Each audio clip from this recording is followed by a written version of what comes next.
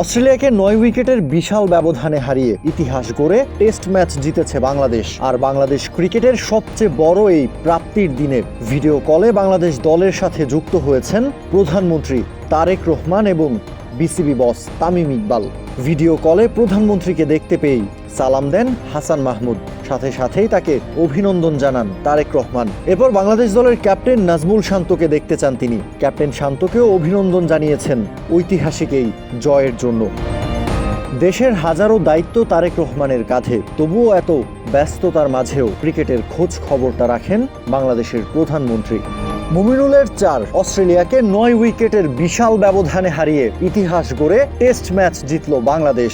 মাথা নিচু করে মুমিনুল সাদমানদের সাথে এসে হ্যান্ডশেক করলেন অস্ট্রেলিয়ার ট্রাভিস হেড সহ অন্যান্য ক্রিকেটাররা। বাংলাদেশের ডাগআউটে তখন উৎসব মুখর পরিবেশ।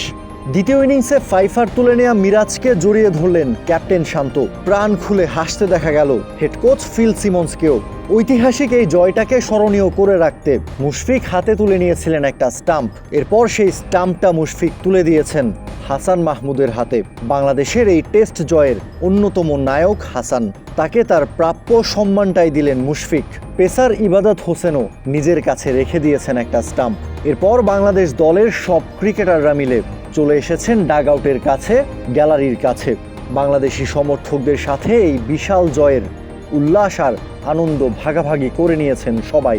টানা 4 দিন মাঠে যেমন বাংলাদেশ অস্ট্রেলিয়াকে শাসন করেছে, ঠিক তেমনি গ্যালারিতেও বাংলাদেশি সমর্থকরা অস্ট্রেলিয়ানদের সংখ্যালঘু করে দিয়ে বাংলাদেশকে নিজের ঘরের মাঠে খেলার মতোই সমর্থন দিয়ে গেছেন। ক্যামেরুন গ্রিনের সেঞ্চুরিতে স্বস্তি ফিরেছে অস্ট্রেলিয়ার ডাগআউটে।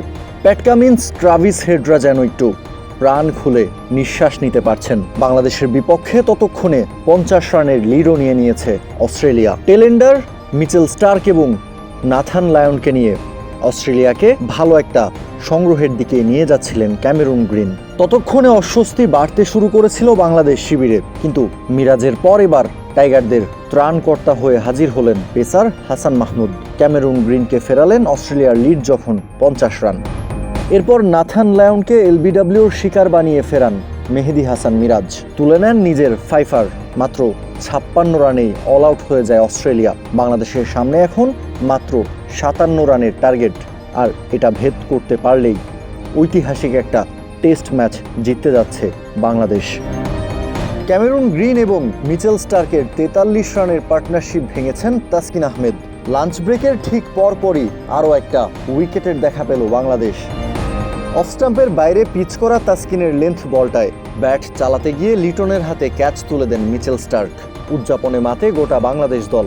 আম্পায়ারও আঙুল তুলে জানিয়ে দেন আউট হয়েছেন স্টার্ক, কিন্তু স্টার্ক রিভিউ নেন, কিন্তু শেষ পর্যন্ত নিজের উইকেটটা আর বাঁচাতে পারেননি। এরই মধ্য দিয়ে অস্ট্রেলিয়ার 8টা উইকেট তুলে নিয়েছে বাংলাদেশ।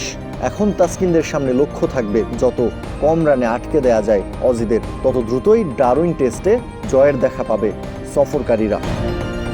7 উইকেট হারিয়ে অস্ট্রেলিয়ার স্কোরবোর্ডে 228 রান। হাফ ছেড়ে বাঁচলেন কমেন্ট্রি বক্সে থাকা সাবেক অজি ক্রিকেটার ডেভিড ওয়ার্নার, কেননা ইনিংস ব্যবধানে ডারউইন টেস্টে হারতে হচ্ছে না অস্ট্রেলিয়াকে। বাংলাদেশকে দ্বিতীয় ইনিংসে ব্যাট করতে পাঠাতে পারছে অজিরা, এটাই যেন ওয়ার্নারদের সবচেয়ে বড় প্রাপ্তি। অস্ট্রেলিয়ার রান যখন 228 হলো, তখন গ্যালারিতে থাকা দর্শকরাও দাঁড়িয়ে হাততালি দিচ্ছিল। বাংলাদেশের বিপক্ষে ইনিংস ব্যবধানে হার এড়িয়েছে অস্ট্রেলিয়া। এই খুশিতেই আত্মহারা অস্ট্রেলিয়ান সমর্থকরা। অ্যালেক্স ক্যারি, বেও ওয়েবস্টার, এরপর প্যাট কামিন্স, মেহেদী হাসান মিরাজের বোলিং তোপে ছিন্ন ভিন্ন অস্ট্রেলিয়ান ব্যাটিং লাইন আপ। এই অফ স্পিনারের কাঁধে ভর করেই জয়ের সুবাস পাচ্ছে বাংলাদেশ। দিনের শুরুটা অ্যালেক্স ক্যারিকে লিটন কুমার দাসের হাতে ক্যাচের শিকার বানিয়ে, এরপর বেও ওয়েবস্টারকে ক্লিন বোল্ড করে দিয়ে উদযাপনে মাতেন মিরাজ, উদযাপনে মাতে গোটা বাংলাদেশ দল। যদিও ততক্ষণে ইনিংস ব্যবধানে জেতার স্বপ্নটা খানিকটা ফিকে হয়ে গেছে, কেননা অস্ট্রেলিয়ান অলরাউন্ডার ক্যামেরুন গ্রিন ততক্ষণে 50 হাঁকিয়ে নিয়েছেন।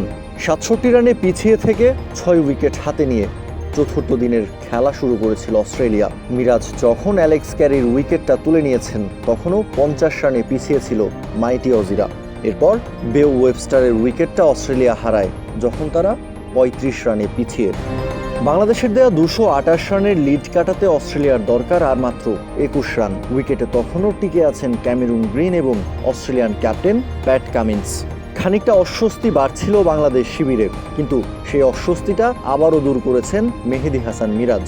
এবার নিজের স্পিন ভেলকিতে প্যাট কামিন্সকে ক্যাচের শিকার বানিয়েছেন সাদমানের হাতে। অস্ট্রেলিয়ান শিবিরে মিরাজ আঘাত হানার আগেই আরও একটা উইকেট পেতে পারত বাংলাদেশ, সেটা উইকেট কিপার ব্যাটার অ্যালেক্স ক্যারির। হাসান মাহমুদের বলে লিটন দাস ক্যাচটা তালুবন্দি করতে পারলেই মিরাজ উইকেট নেয়ার আগেই হড়কে দেয়া যেত অস্ট্রেলিয়াকে। কাউসার শান্ত, ক্রিক ফ্রেঞ্জি।